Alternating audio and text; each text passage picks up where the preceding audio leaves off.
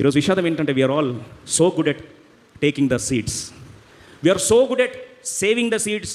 విత్తనాలు తీసుకోవడంలో చాలా గౌరవిస్తాం తెలుసా. రెప్పార్పకుండా ఏం చేస్తాం, వాక్యం వింటాం. విని మనలో చాలామంది రాసుకుంటాం. వెరీ గుడ్, వినేది చాలా గొప్ప.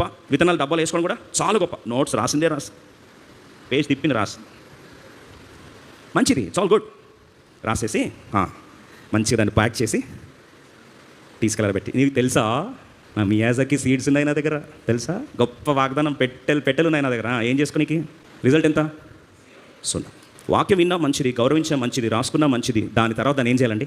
అప్లై చేయాలి. ఇది మన చరిత్రలు మారుస్తాయి. విత్తనాలు ఎలా విత్తుతున్నాడు దేవుడు అంటే, నువ్వు తీసుకుంటున్నావు మంచిది, కానీ దాన్ని ఏం చేయాలి? అప్లై చేయాలి.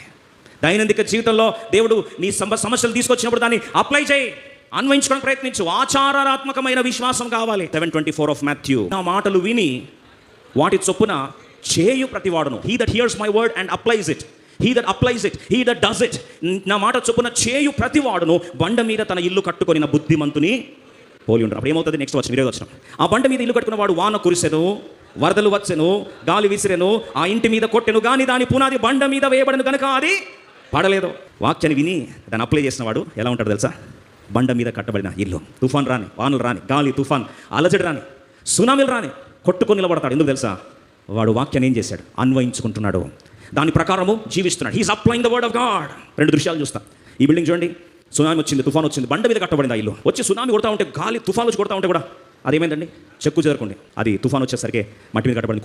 కోసుకొని బిల్డింగ్ ఏమైందంట? పడిపోయింది.